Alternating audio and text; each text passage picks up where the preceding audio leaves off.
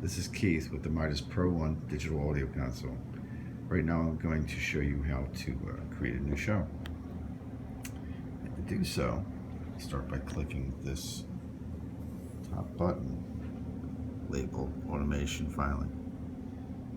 By clicking it one time, this blank blue screen appears. Now, had there already been a show loaded into this console at this time, there's where it would show up. It would be populated with the current show. But that is not the case. This console is not loaded yet. And from this particular screen, at the upper left-hand side, you'll see a series of buttons, and to the extreme left is the new button. You click that one time, and this particular window shows up. This is where we would label the show, our new show that we're creating. You can do that by utilizing this attached keyboard, or I'm just going to keep it the way it is and click OK. Okay. Now the screen is populated with the new show. New screen, new show one. But basically, this is just an empty folder. A show is just a folder that contains scenes.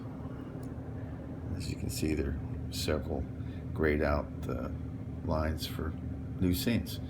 The scenes are what holds the settings for different shows and things like that. Say, for instance, you have a band, and every song you'd basically go to another scene. Or in a play, you have different scenes, or you might have different setups for different rooms if you're doing AV. But that's held within this folder called a show. Now, to create a first scene, we're going to click on that grayed out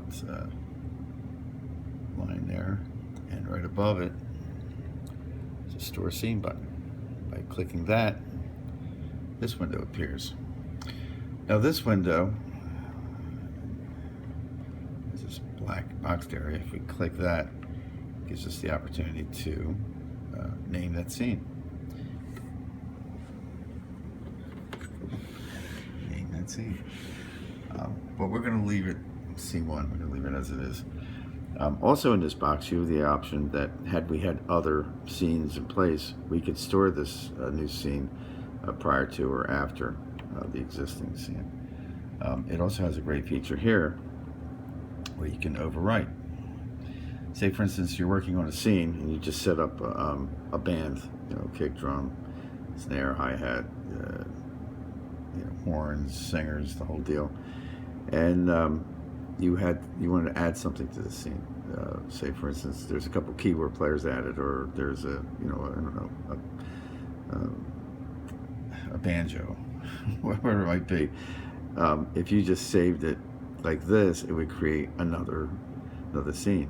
But if you just want to build on an existing scene and just add addendums to the existing setup, you would click this overwrite and OK. And there you go. Now we're still not there yet, because until we hit this save button up here, we're still not loaded. We're still not saved. It's still not in the hard drive. We click that, and bang, now we're good. But the board is the board's blank now, but had there been a scene previously installed, it would still be current. It doesn't go to this new show until we actually hit the now button. When we click that, now show new scene one, scene number one is current. All the faders and all the settings would coincide with that particular saved scene. And that would be it.